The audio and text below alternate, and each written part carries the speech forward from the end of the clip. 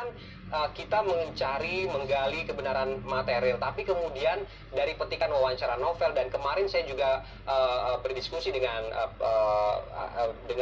tim kuasa hukum novel bahwa kemudian yang disajikan dalam sidang tuntutan kemarin itu tidak ada konsep yang diarahkan ke sana. Bagaimana kemudian bisa menjelaskan ini, Pak Fikar? Perspektif secara pidana bagaimana ini? Ya, begini, betul ya bahwa penegakan sistem hukum pidana itu mencari kebenaran material. Ya. Dari fakta-fakta sebenarnya sudah jelas, ya.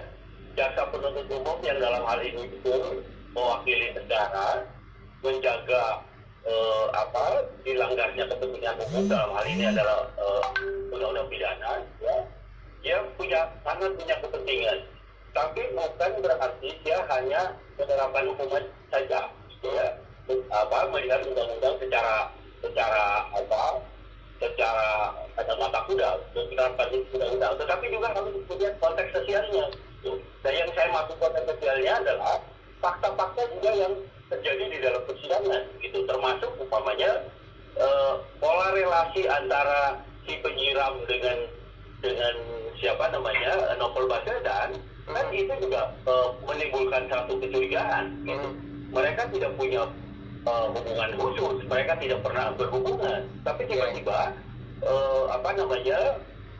terdakwa ini menyiramkan air keras, kan gitu. Artinya ada motif yang besar sebenarnya di belakang itu, sampai kemudian Novel menjadi sasaran untuk disiram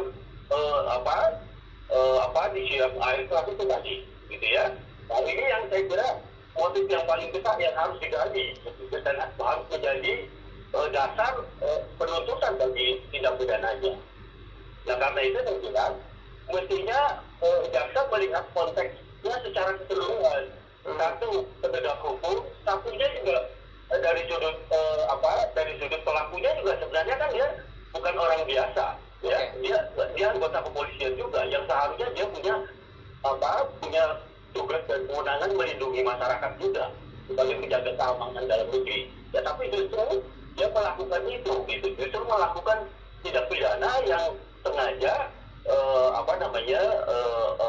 menyiramkan, bahkan kalau saya ada motif lain, gitu. Motifnya adalah mengganggu penegakan hukum sebenarnya. Utamanya adalah penegakan hukum korupsi. Nah, jadi dari sudut itu, ketika jaksa menyimpulkan fakta persidangan atau konteks dari kasus itu hanya dengan menilai ancaman hukuman 1 tahun. Kalau lihat pasal yang diterapkan, itu ancaman maksimalnya 7 tahun sebenarnya. Ya. Tapi jauh sekali kan gitu antara dengan yang dituntutkan. Gitu. Nah, artinya kalau menurut saya dia tidak mewakili lagi kepentingan publik jaksa. Ya, justru dia punya agenda sendiri, nampaknya seperti itu. Oke, tapi Pak Fikar memang mungkin sesuai dengan apa yang kemarin disampaikan oleh tim kuasa hukum Novel Baswedan bahwa belum menyasar substansi dari kasus ini. Tapi kemudian kita bandingkan dengan beberapa kasus dengan motif yang sama, penyiraman air keras di Mojokerto contohnya, dengan tuntutan 15 tahun, akhirnya vonisnya 12 tahun. Tapi kemudian kita mundur ke kasus ini, kita maju ke kasus ini, ternyata kondisinya seperti yang kita saksikan bersama kemarin, hanya 1 tahun begitu. Ini bagaimana kemudian? Apakah masih mengusung obstruction of justice? Pasalnya nanti akan bagaimana? Akan berlapis atau bagaimana kemudian ini? Gini, itu kan pasalnya dakwaannya kan primer subsidiar. Jadi tidak hanya satu dakwaan sebenarnya. Ya. Jadi fakta persidangan yang ditafsir oleh jaksa, ya, saya kira terlalu sempit, itu terlalu mensimplikasikan persoalan gitu.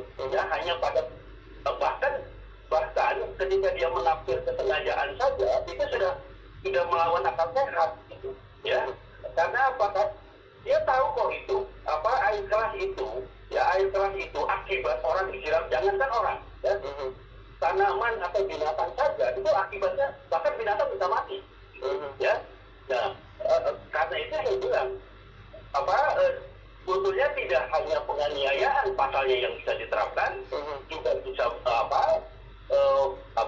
mengganggu penegakan hukum korupsi, bisa juga bahkan sebenarnya kalau dicari motifnya juga mungkin saja itu percobaan pembunuhan gitu loh. Bisa saja seperti itu. Cuma saya kira jaksa tidak sampai ke sana.